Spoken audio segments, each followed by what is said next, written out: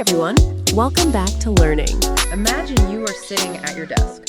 You are having a perfectly normal Tuesday, just sipping your coffee, checking your emails, maybe getting ready for your next meeting. Sounds like a good morning so far. Right. But then your phone rings. You pick it up, and immediately you are hit with a wall of sheer unfiltered rage. Oh, no. I know that That feeling. is a customer, and they are furious. I mean, they are speaking a mile a minute, their voice is raised, and the logistical situation is just bleak. They ordered a high-end laptop for work. It was absolutely guaranteed to arrive in 3 days. And let me guess, it didn't. It has now been 10 days, and because of this delay, they just missed a massive professional deadline. Their boss is angry at them, and now they're taking all of that stress, all of that panic, and unloading it directly onto you. That gives me anxiety just hearing it. Exactly. Your heart rate spikes, your palms get a little sweaty, you have to respond, and you have to do it in professional English without making the situation one bit worse. So today, in this deep dive, we are pulling from a stack of behavioral psychology journals and crisis negotiation handbooks to equip you, the listener, with a linguistic framework for this exact scenario. It really is a scenario that triggers a very real physiological response in whoever answers that phone. Yeah. I mean, I experienced this constantly early in my career working at a client-facing service desk. Oh, really? What was that like? Well, I remember a specific incident where a client was screaming about a corrupted software file. And because I didn't have a psychological framework or, the precise vocabulary to handle that emotional onslaught, I just immediately tried to explain the technical reasons why the file corrupted. You went straight to the logic. I did. I was trying to be helpful and logical, but the client interpreted my logic as defensiveness. The situation escalated so fast to the point where they threatened to pull their entire corporate account. Yeah, it was a harsh lesson. Handling complaints in a professional setting, especially in a second language or just in high-stakes English, is a highly specialized skill where your literal word choice dictates the entire outcome. It really does. And if we break down why your technical explanation failed in that moment, we have to look at the neurology of the person you were speaking to. Right, because it's not really about the software file anymore at that point, is it? Not at all. When someone is in a state of extreme anger or panic, their brain is essentially undergoing what psychologists call an amygdala hijack. An amygdala hijack. Yes. The limbic system, which processes threats and emotions, has completely taken over. Cortisol and adrenaline are just flooding their bloodstream. And crucially, this chemical flood actively suppresses the prefrontal cortex. And that's the logical part of the brain, right? Exactly. It's the part responsible for logic, reason, and processing complex logistical information. So when you try to explain software corruption or, say, shipping delays to a screaming customer, their brain is chemically incapable of processing your logic. They are essentially trapped in a fight-or-flight response. Completely. From a psychological standpoint, the conflict has ceased to be about a missing laptop. It has become entirely about their internal emotional regulation. So until you address that emotional threat, any logistical solution you offer would just bounce right off them. Okay, let's unpack this with a visual. We can look at this through the lens of physical momentum. Imagine the customer's emotional state is a car speeding down a highway at 100 miles an hour. Okay, I'm picturing it. If you throw a brick wall of logic in front of that car saying something like, well, the shipping delay is due to a warehouse error, the momentum doesn't just stop. No, it causes a huge crash. A catastrophic crash. You cannot stop emotional momentum with a static wall of logistics. You have to pull your conversational vehicle up alongside theirs, match their speed, and then gently guide them to slow down together. And matching that speed requires a very specific sequence of language, doesn't it? It does. The crisis negotiation literature we are referencing emphasizes a chronological approach to de-escalation.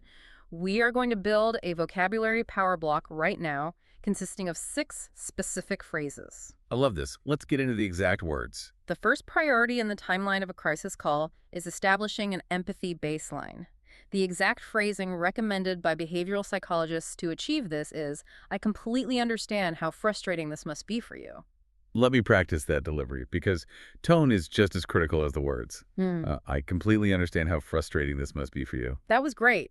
Notice the mechanics of that sentence. It avoids sounding like a robotic customer service script through the inclusion of the word completely. Right, it adds a bit of weight to it. Exactly. That single adverb acts as an emotional mirror. When a highly agitated brain hears that its intense emotional state is completely understood, it receives a signal that the immediate environment is safe. The perceived threat diminishes. And the adrenal glands stop pumping quite so much cortisol. Yes. Furthermore, appending the phrase, must be for you, individualizes the experience. You are shifting the focus away from a generic missing package and directly addressing their specific human suffering. You know, there's often hesitation around this kind of empathetic phrasing in corporate environments. Because of legal liability. Exactly. Employees fear it equates to an admission of fault. Companies worry that saying, "I understand your frustration," is the exact same as saying, "We are legally at fault for this failure." But the psychological literature clearly separates the two. Validating an emotional state is simply acknowledging the reality of the caller's subjective experience. You are confirming that their anger makes sense given their context, which is entirely separate from accepting corporate liability. That makes a lot of sense. So once that empathy baseline is established and the cortisol levels begin to drop, what's the next step? The timeline moves into the pivot phase. This is where you transition the dynamic from an adversarial confrontation into a collaborative partnership. The framework suggests utilizing a pattern interrupt here. Okay, what is phrase number 2? The exact phrase is, "Thank you for bringing this to our attention." Thank you for bringing this to our attention. That is a fascinating linguistic tool Why do you say that? because it relies on cognitive dissonance. Think about it. When a furious customer initiates a complaint, their brain has already generated a predictive model of how the conversation will unfold. They expect you to fight back. Right. They anticipate defensiveness, bureaucratic excuses, or a counterattack. When you respond with genuine gratitude, you shatter that predictive model. It functions like a software reset for the brain. I love that analogy, a software reset. Yeah, the unexpected input of gratitude forces the customer's cognitive processes to pause, buffer, and load a new emotional response.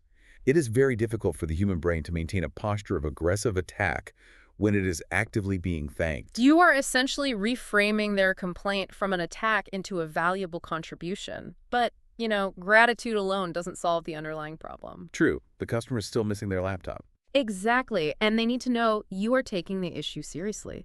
This requires injecting urgency into the collaboration. So, our third phrase, the transition phrase here is, "I can see why that would be disappointing.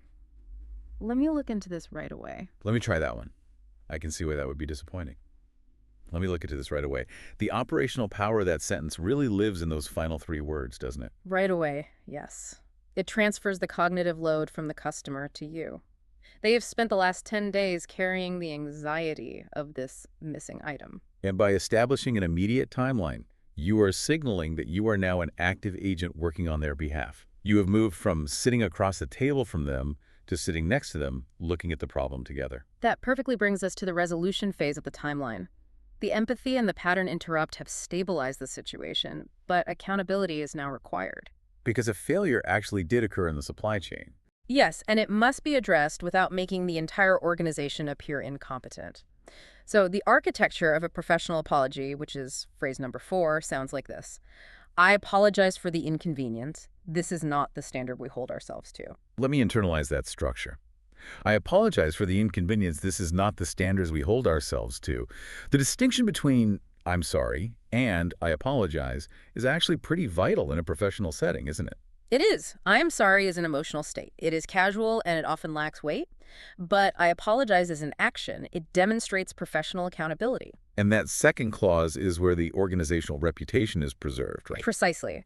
By explicitly stating this is not the standard we hold ourselves to, you are aligning your company's values with the customer's expectations. You are essentially telling them, we expect excellence, you expect excellence, and we are mutually disappointed by this anomaly. It frames the failure as a rare exception rather than a systemic flaw, which is crucial for maintaining long-term brand loyalty.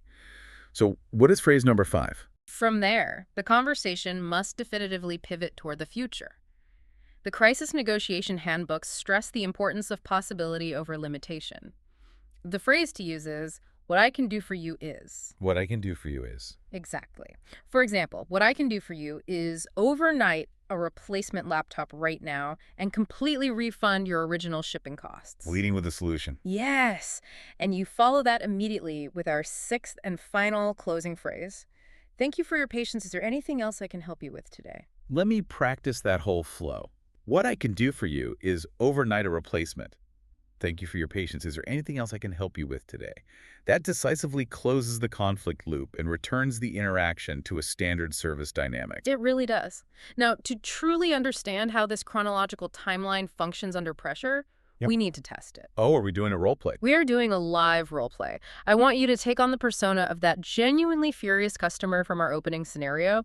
Your laptop is 10 days late, your deadline is ruined, and you are calling me to demand answers. I'm going to channel all my past customer service trauma into this. Please do. And for everyone listening, take a second right now to think about how you would respond to the intense opening you are about to hear before I demonstrate the framework. Try to visualize using these English phrases yourself. Okay, whenever you are ready, initiate the call. I have been on hold for 20 minutes. I ordered a laptop from your company over a week ago. It was guaranteed in 3 days. Guaranteed. I had a massive presentation this morning, and because your shipping department is completely incompetent, I had to present off my phone. My boss is furious, I look like a fool, and tracking still says it is pending. This is absolutely unacceptable. I completely understand how frustrating this must be for you, especially with the presentation on the line. Frustrating doesn't even begin to cover it. I paid for expedited shipping, you stole my money and ruined my morning. I want to know exactly who messed this up. Thank you for bringing this directly to my attention. I can see why missing that delivery window would be incredibly disappointing, especially with your deadline. Let me look into this tracking number right away. Just find out where it is. I need it today. I am pulling up the warehouse logs right now. Mm-hmm. I apologize for the severe inconvenience. Losing a time-sensitive package is absolutely not the standard we hold ourselves to. While I cannot retroactively fix the presentation, what I can do for you is dispatch a replacement via private courier right now to reach your office by 2 o'clock, and I will issue a full refund for your original order. By 2 o'clock. Okay. Yes, if you can get it here by 2, that will work. I am authorizing the courier now. Thank you for your patience while we get this sorted out. Is there anything else I can help you with today? Breaking out a character here. The psychological shift in that exchange is palpable. Could you feel it on your end? Absolutely. Oh. As the person playing the angry customer, the moment you validated the frustration regarding my presentation, the anger just lost its utility. I was prepared to fight you over company policy, but you didn't defend the policy. You validated the emotional damage. The hostility had nowhere to go. And from the perspective of the employee, relying on this framework provides a massive psychological safety net. When someone is screaming at you, your own fight or flight response threatens to take over. You risk freezing up or snapping back. Exactly. Having a chronological sequence of English phrases memorized means you do not have to invent a response while under extreme cognitive load. You simply execute the framework. It removes the panic from the professional. However, a structural framework only protects you if you maintain the psychological safety of the interaction. The research we are reviewing includes a highly specific anti-toolkit. The things you should never say. Yes, these are conversational landmines that immediately trigger a secondary threat response in the customer's brain, destroying any progress you have made. The most common landmine, which I am fully guilty of using early in my career, is the phrase, "That's not our fault." Oh, that is a big one. Because in a complex supply chain, it is entirely possible that a delay genuinely is not the company's fault. A third-party logistics provider could have lost the package. The impulse to defend your own competence and explain the reality of the situation is a deeply ingrained human instinct. It is an ego defense mechanism. Yeah. But deploying it in a crisis negotiation is disastrous because the customer interprets it as an ego threat to themselves. How so? When you say it's not our fault, the customer does not hear a nuanced explanation of vendor liability. They hear, "I reject your problem, I refuse to help you, and you are on your own." It triggers feelings of abandonment and invalidation. So what is the alternative? The psychological replacement for blame is action. Instead of defending your innocence, you bypass the concept of fault entirely and take ownership of the resolution. You replace, "That's not our fault," with, "Let me find the best solution for you." You maintain your competence by becoming the fixer rather than the defendant. That is such a powerful shift. That brings us to the second conversational landmine, which is arguably the most destructive two-word combination in the English language during a conflict. Calm down. Oh, the absolute worst. Have you ever told someone to calm down and actually had them calm down? Never. The neurological reaction to being told to calm down is uniformly negative. It is an act of profound invalidation. When you tell an agitated person to calm down, You are communicating that their emotional reality is disproportionate, irrational, or even hysterical. Right, and human beings have a fundamental psychological need to have their reality acknowledged. Exactly.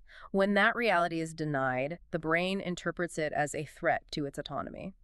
The natural biological response to invalidation is a secondary spike in adrenaline. They will instinctively escalate their volume and hostility to force you to acknowledge the severity of their experience. You just can't command an emotional state to change. You really can't. You can only create the conditions where it naturally dissipates through validation. Now, the third landmine deals with the practical limits of your authority. The phrase you must avoid at all costs is, "I can't do anything about that." I used to say that all the time when policy blocked me. But saying I can't creates an absolute psychological impasse. It strips the customer of their remaining agency and communicates that the interaction is a dead end. So what do you do if you literally cannot give them what they are demanding? Even if corporate policy strictly prohibits you from fulfilling their exact demand, such as giving away a free laptop, you must never build a conversational wall. You manage the limitation by pivoting immediately to possibility. Going back to our framework. Yes. You return to the phrase, what I can do for you is, Yeah. you might not be able to offer a free laptop, but you can say, well, I am unable to authorize a free replacement. What I can do for you is waive all shipping fees for the year and credit your account for the delay. So the human brain responds to forward momentum. The shift from a definitive can't to an actionable can maintains the collaborative partnership. Exactly. Okay, before we wrap up the analysis of this material, let's stress test the application of these concepts. I'm going to throw 3 rapid-fire situations at you based on common workplace conflicts, and you tell me how the psychological framework applies. Ready? Hit me. Situation 1. A customer is aggressively yelling at you because they misunderstand a basic company policy, and their anger is based on entirely incorrect information. Okay, you still start with the empathy baseline. I completely understand how frustrating this must be for you. You do not correct their factual error while their amygdala is hijacked. Right, logic won't work yet. Exactly. You bring their cortisol down first by validating the frustration, and only then do you gently clarify the policy using the pivot. Thank you for bringing this to my attention. Let's look at how we can resolve this together. Spot on. Situation 2. A client aggressively blames you personally for a mistake that was entirely caused by their own vendor, and your immediate instinct is to defend your professional reputation. You have to suppress that ego defense. You avoid the landmine of, that's not my fault. Instead, you utilize action over blame. Right. You say, let me look into what happened with the vendor and find the best solution for you right away. You protect your reputation by demonstrating extreme competence in solving the problem, rather than arguing about its origin. Brilliant. Situation 3. A customer is demanding a specific financial compensation that your system literally does not allow you to process. You avoid the conversational wall of, I can't do that.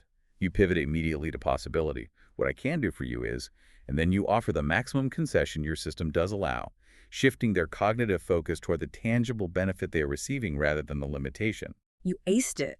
It all comes back to the core philosophy of this deep dive.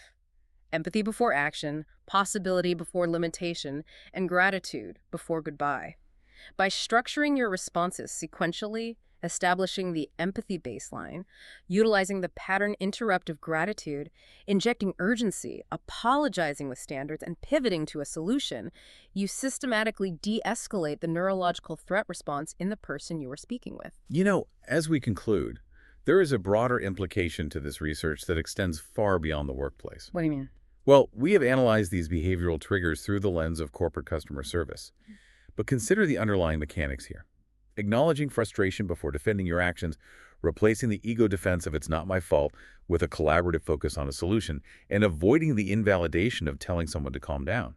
If this precise framework is mathematically effective at downregulating the intense neurological anger of a complete stranger, how might adopting this exact sequence fundamentally alter the dynamic of an argument with a romantic partner, or maybe a conflict with a family member? Wow, that reframes the entire concept. The psychological need to be heard, validated, and partnered with is not restricted to business hours. These are not just strategies for protecting a company's bottom line.